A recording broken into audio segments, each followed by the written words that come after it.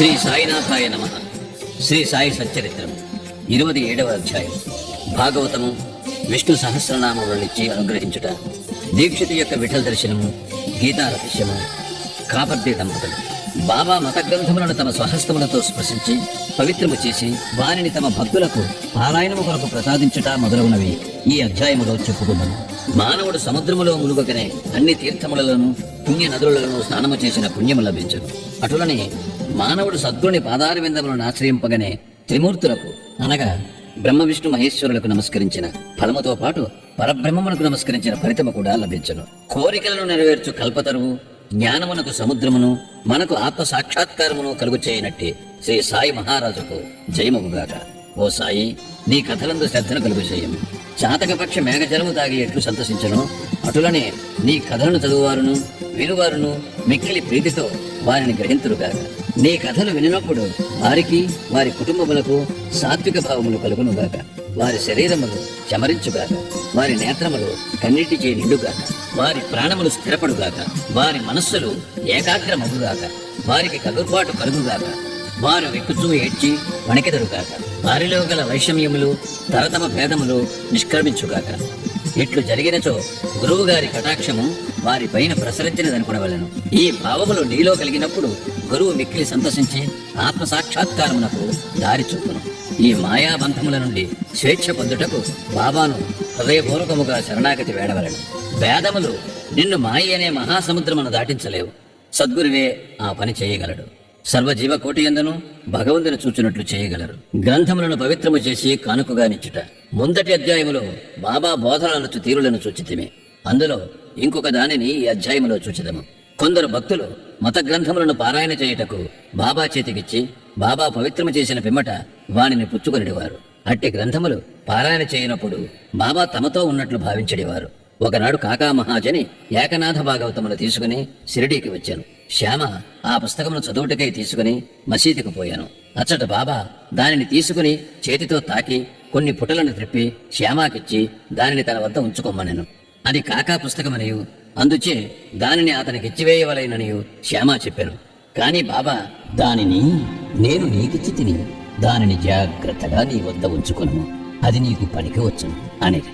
ఈ ప్రకారముగా బాబా అనేక పుస్తకములు శ్యామా వద్ద నుంచాను. కొన్ని దినముల పిమ్మట కాకా మహాజని తిరిగి భాగవతమును తెచ్చి బాబాకిచ్చాను. బాబా దానిని తాకి ప్రసాదముగా మహాజనికే ఇచ్చి దానిని భద్రపరచమనెను. అది అతనికి మేలు చేయనున్నది. కాకా సాష్టాంగ నమస్కారముతో స్వీకరించాను. శ్యామ విష్ణు సహస్రనామముల పుస్తకము. శ్యామ బాబాకు మిక్కిలి ప్రియభక్తుడు. బాబా అతనికి మేలు చేయ నిశ్చయించి విష్ణు సహస్రనామమును ప్రసాదముగా నిచ్చాను. దానిని ఈ క్రింది విధముగా జరిపాను. ఒకప్పుడు సమర్థ రామదాసు భక్తుడైన ఒక రామదాసి షిరిడీకి వచ్చాను. కొన్నాళ్లు అతనుంటాను. ప్రతిరోజు ఉదయమే లేచి ముఖము కడుగుకొని స్నానము చేసి పట్టుబట్టలు ధరించి విభూతి పూసుకుని విష్ణు సహస్రనామమును అధ్యాత్మ రామాయణమును శ్రద్ధతో పారాయణ చేయుచుండాను. అతడి గ్రంథములు అనేక సార్లు పారాయణ చేశాను. కొన్ని దినముల పిమ్మట బాబా శ్యామాకు మేలు చేయ నిశ్చయించి విష్ణు సహస్రనామ పారాయణము చేయింపదలచను. కావున రామదాసుని పిలిచి తమకు కడుపు నొప్పిగా ఉన్నదనియు సోనాముకు తీసుకున్నదే నొప్పి తగ్గదనియు కనుక బజారుకు పోయి ఆ మందును తీసుకుని రమ్మని కోరాను. పారాయణము ఆపి రామదాసి బజారుకు పోయాను. బాబా తమ గద్దె దిగి రామదాసి పారాయణ చేయ స్థలమునకు వచ్చి విష్ణు సహస్రనామ పుస్తకమును తీసుకుని తమ స్థలమునకు తిరిగి వచ్చి ఇట్లనెను. ఓ శ్యామ, ఈ గ్రంథము మిగుల విలువైనది, ఫలప్రదమైనది కనుక నీకిది బహూకరించుచున్నాను. నీవు దీనిని చదువును. ఒకప్పుడు నేను మిగుల బాధపడితిని. నా హృదయం కొట్టుకొనెను. నా జీవితము అపాయములో నుండెను. అట్టి సందిగ్ధ స్థితి యందు నేను ఈ పుస్తకమును నా హృదయమునకు హత్తుకుంటేని. శ్యామ, అది నాకు గొప్ప మేలు చేశాను.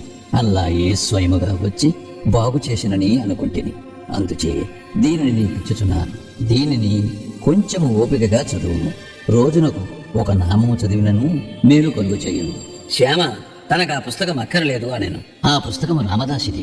అతడు పిచ్చివాడు, మొండివాడు, కోపిష్టి కావున వానితో కయ్యము వచ్చును అనేను.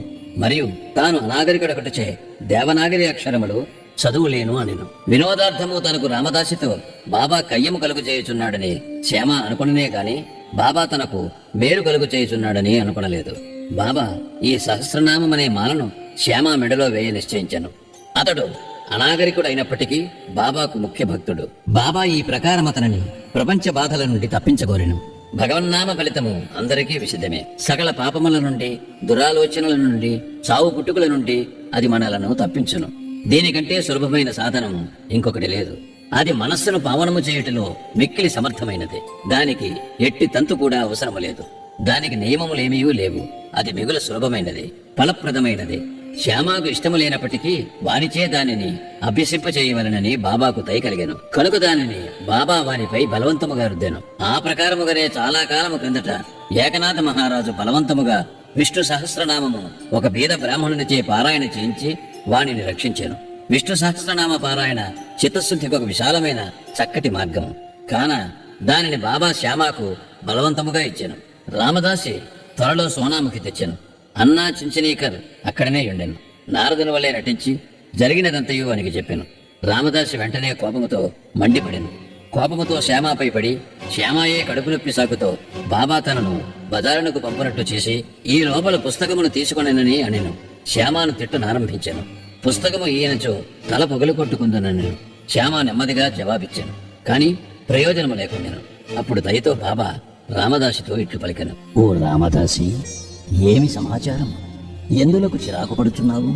శ్యామ మనవాడు కాడా? అనవసరముగా వాని నేల తిట్టెదవు. ఎందుకు జగడమాడుచున్నావు?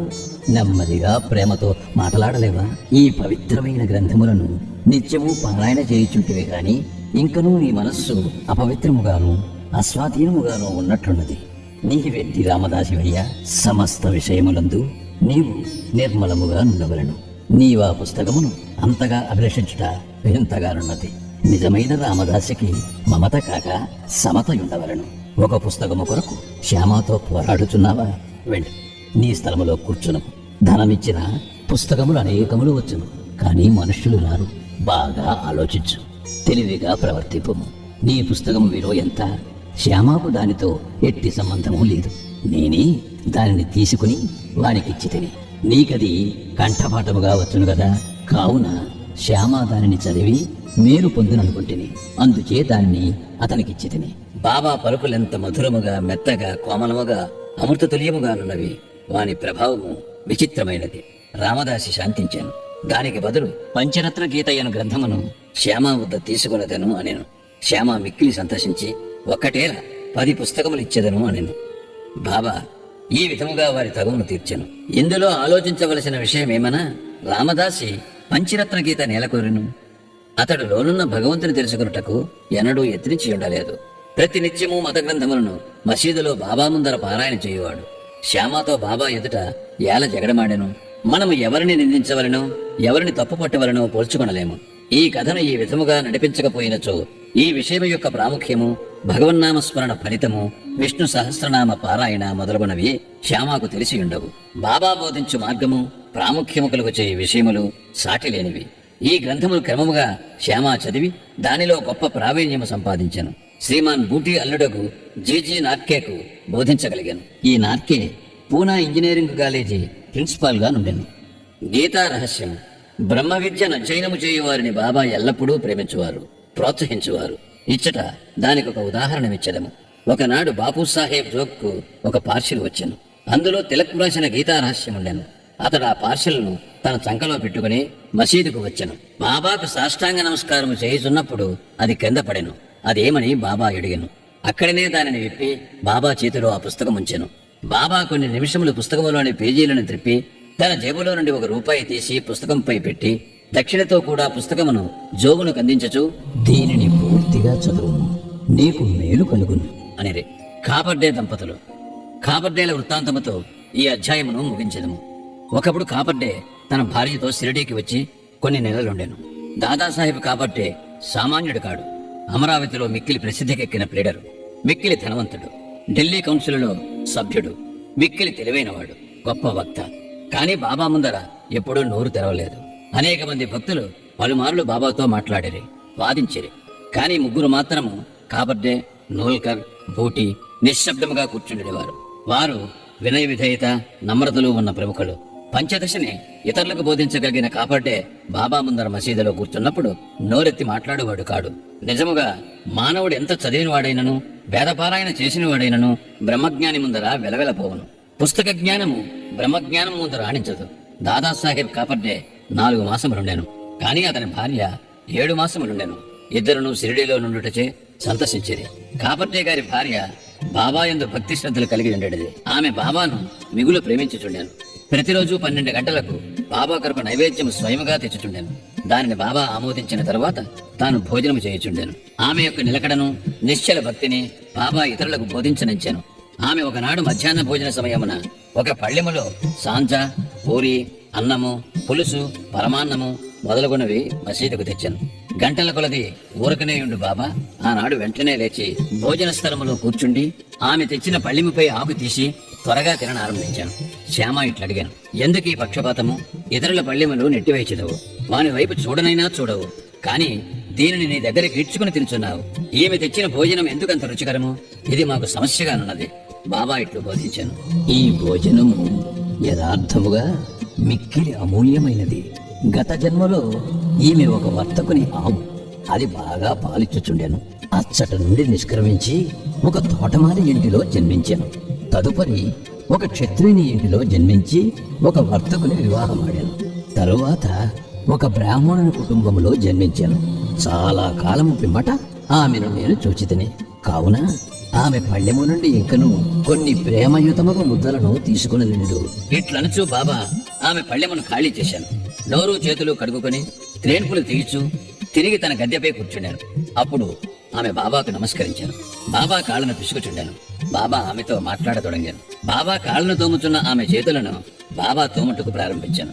గురు శిష్యులు ఒండరుల సేవ చేసుకున్నట్టు చూచి శ్యామ ఇట్ల నేను చాలా బాగా జరుగుతున్నది. భగవంతుడను భక్తురాలను ఒకరికొకరు సేవ చేసుకున్నట మిగుల వింతగా ఉన్నది. ఆమె యథార్థమైన ప్రేమకు సంతసించి బాబా మెల్లగా మృదువైన ఆకర్షించు కంఠముతో రాజారాం అను మంత్రమును ఎల్లప్పుడూ జపించమనుచు ఇట్లనియను. నీవిట్లు చేసినచో నీ జీవితాశయమును పొందెదవు.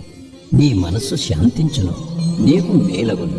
ఆధ్యాత్మికము తెలియని వారికి ఇది సామాన్య విషయములే కనిపించును, కాని ఇది అట్లు కాదు. అది శక్తిపాతము, అనగా గురువు శిష్యునకు శక్తి ప్రసాదించుట. బాబా యొక్క మాటలు ఎంత బలమైనవి, ఎంత ఫలవంతమైనవి! ఒక్క క్షణములో అవి ఆమె హృదయములో ప్రవేశించి స్థిరపడెను. ఈ విషయం గురువునకు శిష్యునకు గల సంబంధమును బోధించుతున్నది. ఇద్దరూ పరస్పరము ప్రేమించి సేవ చేసుకునవలెను. వారిద్దరికీ మధ్య భేదము లేదు. ఇద్దరూ ఒక్కటే. ఒకరు లేనిదే మరొకరు లేరు. శిష్యుడు తన శిరస్సును గురువు పాదముల మీద పెట్టుట బాహ్య దృశ్యమే కాని యథార్థముగా వారిరువురూ లోపల ఒక్కటే. వారి మధ్య భేదము పాటించేవారు పక్వమునకు రానివారు, సంపూర్ణ జ్ఞానము లేనివారును. శ్రీ సాయినాథాయ నమః. 27వ అధ్యాయము సంపూర్ణము. సద్గురు శ్రీ సాయినాథార్పణమస్తు. శుభం భవతు.